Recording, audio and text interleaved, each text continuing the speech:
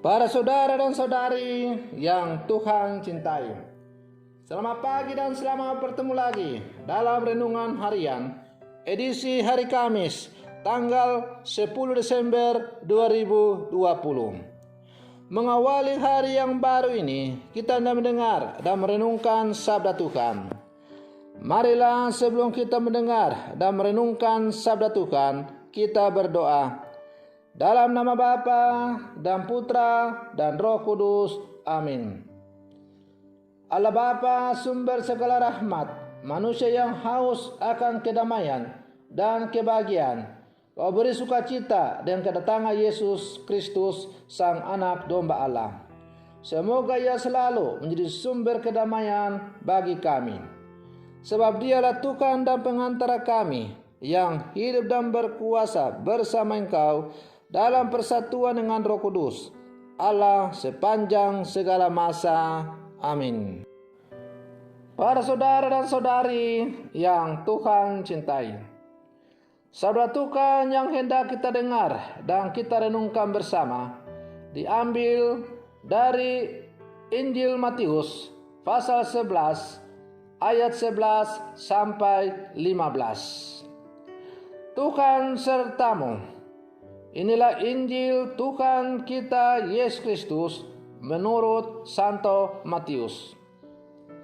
Pada suatu hari, Yesus berkata kepada orang banyak, Aku berkata kepadamu, sesungguhnya di antara mereka yang dilahirkan oleh perempuan, tidak pernah tampil seorang yang lebih besar daripada Yohanes Pembaptis.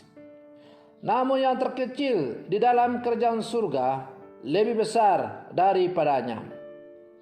Sejak tampilnya Yohanes Pembaptis hingga sekarang, kerajaan surga dirongrong dan orang yang merongrongnya mencoba menguasainya. Sebab semua kitab para nabi dan kitab Taurat bernubuat hingga tampilnya Yohanes. Dan jika kalian mau menerimanya, Yohanes itulah Elia yang akan datang itu. Barang siapa menerima Yohanes, barang siapa yang bertelinga, hendaklah ia mendengar. Demikianlah Injil Tuhan. Para saudara dan saudari yang Tuhan cintai, mulai hari ini dan beberapa hari berikutnya, kita akan bertemu dengan tokoh yang namanya Yohanes Pembaptis. Ia adalah perintis jalan Tuhan yang menghubungkan perjanjian lama dengan perjanjian baru. Ia sendiri menjelaskan mengenai siapakah dia sebenarnya dan apa yang menjadi tugasnya. Para saudara dan saudari yang Tuhan cintai, menurut Yesus, di antara mereka yang dilahirkan oleh perempuan, tidak pernah tampil seorang yang lebih besar daripada Yohanes Pembaptis. Yesus masih menambahkan, Dialah Elia yang akan datang itu. Demikian Yesus memperkenalkan Yohanes Pembaptis sekaligus memberi pujian kepadanya. Para saudara dan saudari yang Tuhan cintai,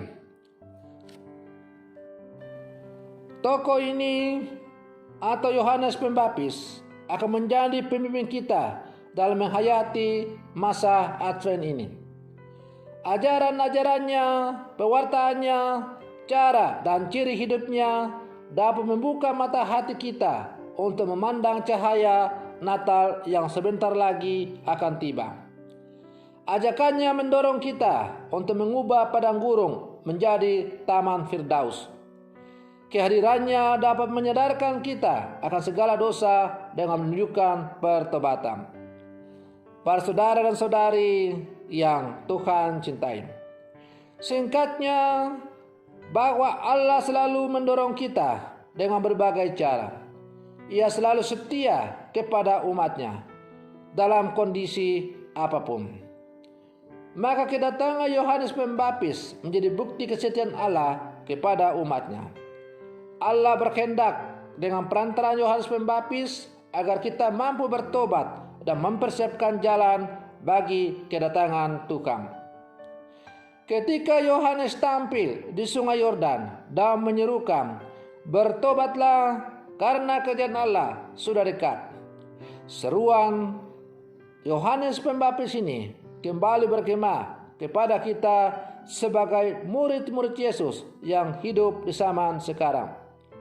Sebagai orang-orang yang percaya di zaman sekarang, Yohanes kembali berseru kepada kita, "Bertobatlah dan percayalah kepada Injil, karena kerajaan Allah sudah dekat." Kerajaan Allah itu bukan hanya sudah dekat, tetapi kerajaan Allah itu sudah ada di tengah-tengah kita.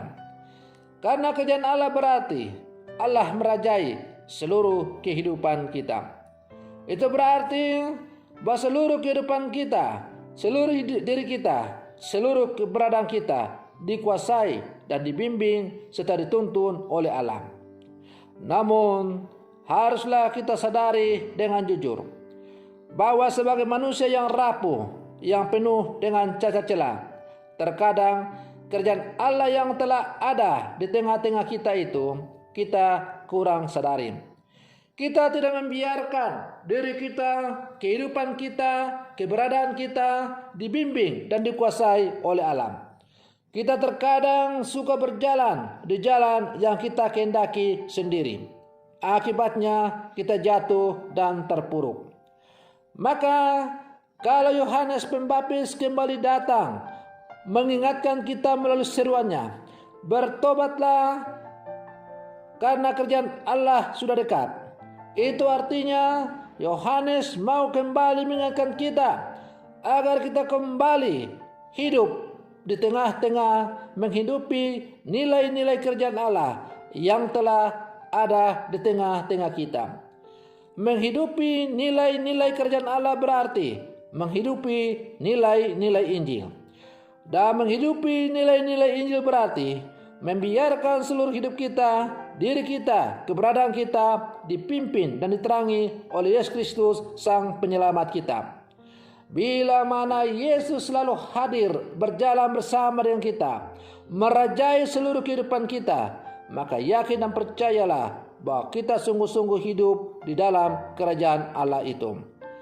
Para saudara dan saudari yang Tuhan cintai, karena itu sebagai murid-murid Yesus yang hidup zaman sekarang, mari kita selalu membiarkan seluruh kehidupan kita, seluruh diri kita, seluruh keberadaan kita, entah sebagai pribadi, keluarga, kombas, dan siapapun kita, sebagai satu kesatuan umat Allah. Kita biarkan seluruh kehidupan kita dibimbing dan diterangi oleh Roh Allah. Kita menghidupi nilai-nilai kerajaan Allah dalam kehidupan kita, sehingga nilai-nilai kerajaan Allah itu sungguh nyata dalam kehidupan yang konkret. Bila mana nilai-nilai kerajaan Allah sungguh-sungguh dihayati dan dilaksanakan oleh setiap orang yang hidup di muka bumi ini, maka yakin dan percayalah tidak akan ada kekacauan di muka bumi ini.